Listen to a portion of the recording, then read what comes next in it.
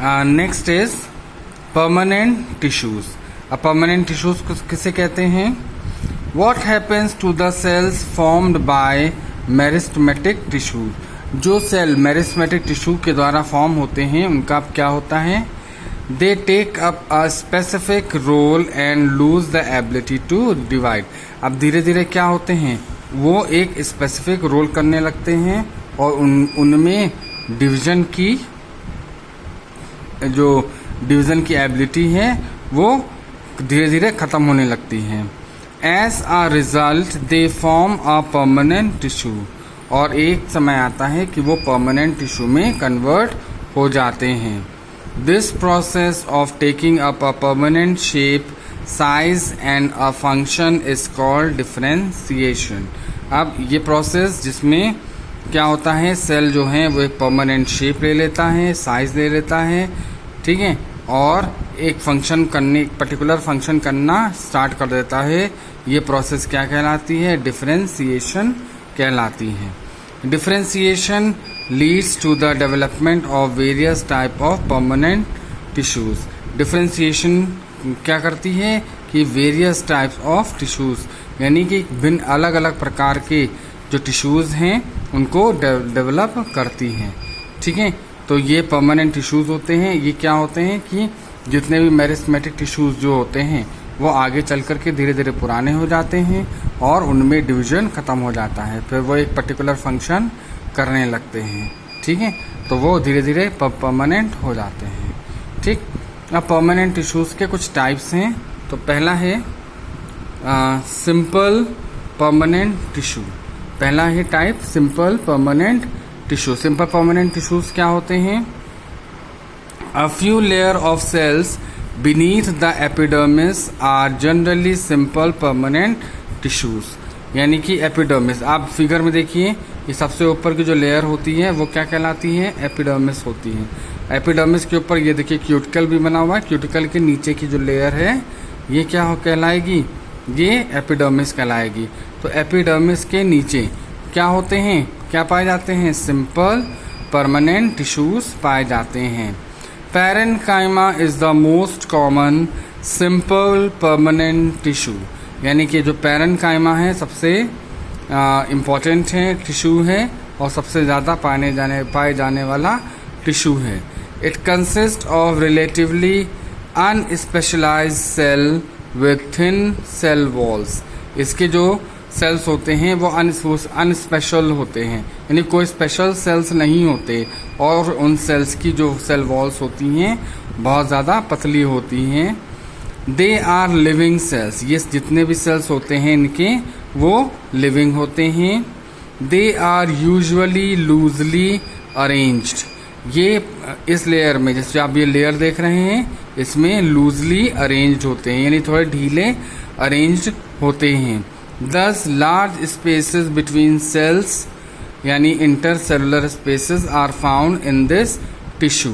अब ये loosely arrange होते हैं, इस वजह से इन सेल्स के बीच में काफ़ी जगह पाई जाती है, जिसे हम इंटरसेलुलर स्पेस कहते हैं। ये इंटरसेलुलर स्पेस क्या होती है? ये दो सेल्स के बीच में पाई जाने वाली जगह होती है, उसको कहते हैं, ठीक है। यानी सेल्स के बीच में जो स्पेस पाई जाती है उसको हम इंटरसेलुलर स्पेस कहते हैं। तो ये स्पेस इस पैरेन्काइमा में पाई जाती है, ठीक। This tissue generally stores food. इस टिश्यू का मुख्य काम क्या है? फूड को स्टोर करना, यानी खाने को स्टोर करना, ठीक है। In some situation it contains chlorophyll and perform photosynthesis and then it is called chlorenchyma. कभी कुछ सिचुएशंस ऐसी चेंज हो जाती हैं या कभी कभार इन पैरेन्काइमा में क्लोरोफिल आ जाता है, ठीक है, यानी कि इनमें क्लोरोफिल इकट्ठा हो जाता है और ये फोटोसिंथेसिस की प्रोसेस करने लगती हैं, ठीक। और तब उसे हम क्या कहते हैं? क्लोरेन्काइमा कहते हैं, ठीक है। तो यही जो पैरेन्काइमा के जो सेल्स हैं वो कन्वर्ट हो जाते हैं किसमें? क्लोरेन्काइमा में। क्यों क्लोरेन्काइमा में कन्वर्ट हो जाते हैं? क्योंकि इनमें क्लोरोफिल आ जाता है। कुछ सिचुएशंस ऐसी होती हैं जिनमें जिसके कारण इनमें क्लोरोफिल आ जाता है और ये फोटोसिंथेसिस की प्रोसेस करना शुरू कर देती हैं।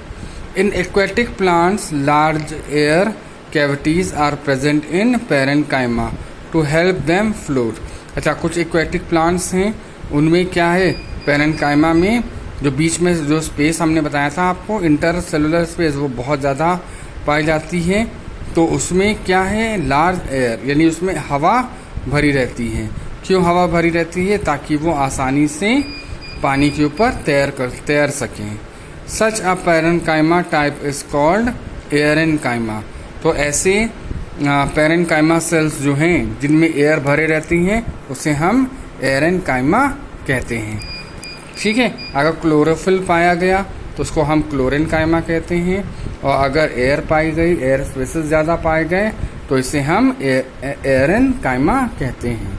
ठीक है, अब कोई दिक्कत नहीं होगी। पैरेन्काइमा, क्लोरेन्काइमा और एयरेन्काइमा, ये तीनों में मैंने आपको बता दिया कि मेन क्या होती है, पैरेन्काइमा होती है। ठीक है, लूजली पैक होती है, इनके बीच में स्पेस ज़्यादा होती है। इस स्पेस को हम इंटरसेलुलर स्पेस कहते हैं। इन स्पेस की ज़्यादा होने की वजह से इसमें एयर अगर आ जाती है, अगर इस एयर स्पेस भर जाती है तो उसको हम एयरेन्काइमा कहते हैं। अगर क्लोरोफिल इकट्ठा हो जाता है और फोटोसिंथेसिस की प्रोसेस करने लगती है तो इसे हम क्लोरेन्काइमा कहते हैं। ठीक है, understand? The flexibility in plant is due to another permanent tissue. अच्छा, अब प्लांट की जो फ्लेक्सिबिलिटी है, आपने देखा होगा जो पेड़ पौधे हैं वो लचीले होते हैं, तो ये फ्लेक्सिबिलिटी किसके कारण होती है? It is due to the collenchyma, ये कॉलेनकाइमा पाया जाता है। ठीक, it allows bending of various parts of a plant like tendrils and stem of climbers without breaking. यानी इस कॉलेनकाइमा की वजह से जो पेड़ पौधे हैं उनके टेंड्रिल्स हैं या स्टेम हैं वो लचीले होते हैं और बिना टूटे झुके हुए रहते हैं। It also provide mechanical support, ये प्लांट को मैकेनिकल सपोर्ट भी देता है। We can find this tissue in leaf stalks below the epidermis. अच्छा, पत्तियों में ये एपिडर्मिस के नीचे पाया जाता है। लीफ स्टॉक्स जो होते हैं, ठीक है, उनके नीचे ये पाए जाते हैं, पत्तियों में नहीं लेकिन उनके स्टॉक के नीचे पाए जाते हैं। ठीक, the cells of these tissues are living, और ये जो सेल्स होते हैं कॉलेनकाइमा क्या होते हैं, ये लिविंग सेल्स होते हैं। इलोंगेटेड, इलोंगेटेड मीन्स इन सेल्स की जो लंबाई होते हैं ये लंबे सेल्स होते हैं। ठीक, and irregularly thickened at the corners, और किनारों पर क्या होते हैं, ये सेल्स मोटे होते हैं। There is very little intercellular space, अब इन सेल्स में बहुत कम इंटरसेलुलर स्पेस पाया जाता है, यानी कॉलेनकाइमा में जो इंटरसेलुलर स्पेस है बहुत कम पाया जाता है।